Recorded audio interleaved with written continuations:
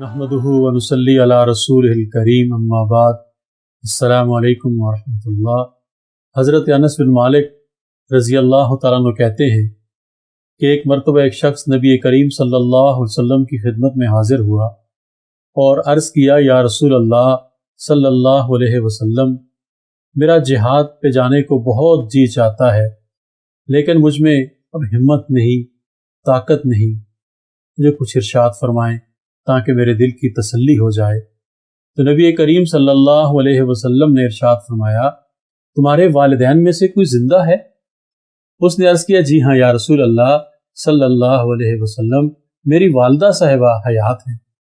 حضور نے فرمایا، ان کے بارے میں اللہ سے ڈرو اور ان کی خدمت کرو اور ان کو ہر طرح سے راحت پہنچاؤ، ان کو سکون پہنچاؤ، ان کی خبر گیری کرو، ان کی ضروریات کو پورا کرو، اور جب تم یہ سب کرو گے، ان کے حقوق کو ادا کرو گے، تو تم ایسے ہوگے جیسے تم حج کر کے آئے ہو۔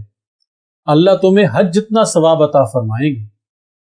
یہی نہیں، اللہ تعالیٰ تمہیں عمرہ ادا کرنے کا ثواب عطا فرمائیں گے، اور فرمایا اسی پہ بس نہیں، اللہ تعالیٰ تمہیں جہاد کرنے کا بھی ثواب عطا فرمائیں گے۔ یعنی جتنا ثواب ان چیزوں میں ملتا ہے، اتنا ہی ثواب تمہیں ملے گا جب تم اپنی والدہ کی خدمت کرو گے۔ تو اگر جہاد پہ جانے کی ہمت نہیں ہے، طاقت نہیں ہے، قوت نہیں ہے، اسباب نہیں ہے، وسائل نہیں ہیں، تو اپنے والدین کی خدمت کرو۔ والد زندہ ہیں تو والد کی خدمت کرو، والد اللہ کو پیارے ہو گئے، والدہ موجود ہیں، ان کی خدمت کرو۔ اور جب تم ان دونوں کی خدمت کرو گے یا دونوں میں سے کسی ایک کی بھی خدمت کرو گے، تو اللہ تعالیٰ تمہیں حج کا ثواب بھی عطا فرمائیں گے، تمہیں عمرے کا ثواب بھی عطا فرمائیں گے، اور تمہیں جہاد کا ثواب بھی عطا فرمائیں گے۔